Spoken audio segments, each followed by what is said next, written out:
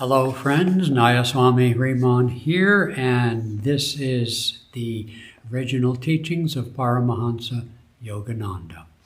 I have an interesting thing to share with you from the advanced course on Practical Metaphysics written by Paramahansa Yogananda in the 1920s. This is his lesson number 10, The Chemistry of Feelings. So I'm just going to share with you some of these. He talks about how in using chemicals, you put two chemicals together and you get a new substance. And that's usually, they come together usually by the addition of heat, okay?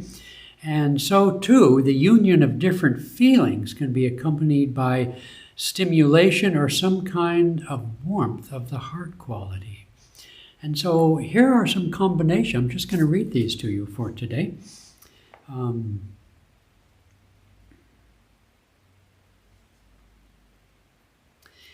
Hatred plus scorn brought together equals indifference. Anger plus righteous cause, tempered by reason, produces some definite result in the world.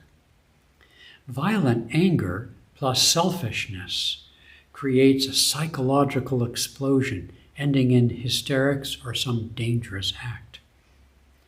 Attachment to material objects produces misery. Attachment to spiritual inclinations produces realization. Every feeling produces a limited result, but combined with other qualities, produces infinite results in regards to spiritual realization. Hate the sinner, and you fall in the estimation of divine law. Hating the sinner error plus sensitiveness to avoid suffering produces self-control. Selfishness plus egotism makes miserliness and attachment. Selfishness plus higher self make the breadth of vision and spiritual perception. Isn't that interesting? Peace plus sense enjoyment makes self-control. Craving for pleasure plus sense enjoyment makes for insatiable desire. Ambition plus money-making desire makes selfishness and dissatisfaction. Ambition plus sympathy make higher selfishness or selflessness lasting joy. Anger plus greed and dissipation make recklessness, want of interest in life, boredom, satiety. Attachment plus peace make bliss. Attachment plus peace make bliss. How can that be?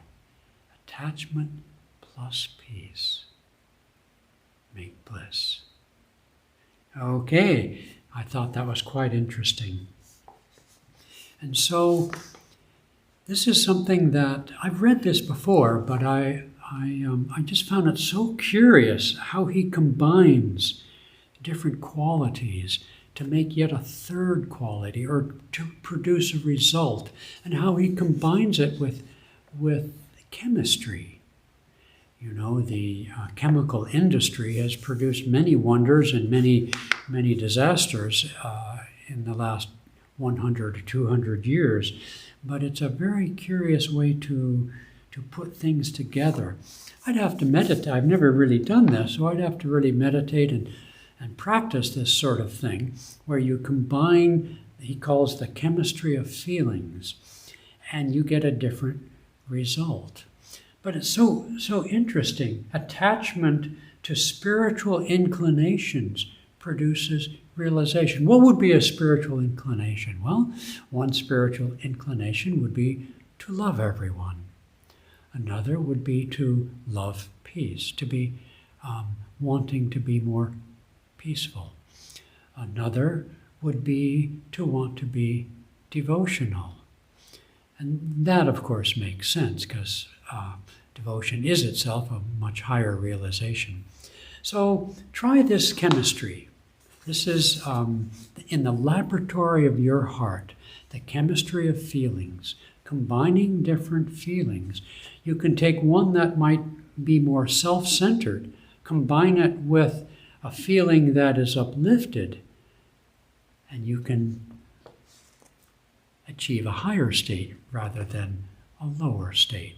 You could, for example, take the need or desire for human love and add to it the desire to love all people, and suddenly you've elevated your desire for human love into something that is much more sustainable and far more satisfying. So try that. I'm going to have to try that myself. All right, folks. Ciao for now.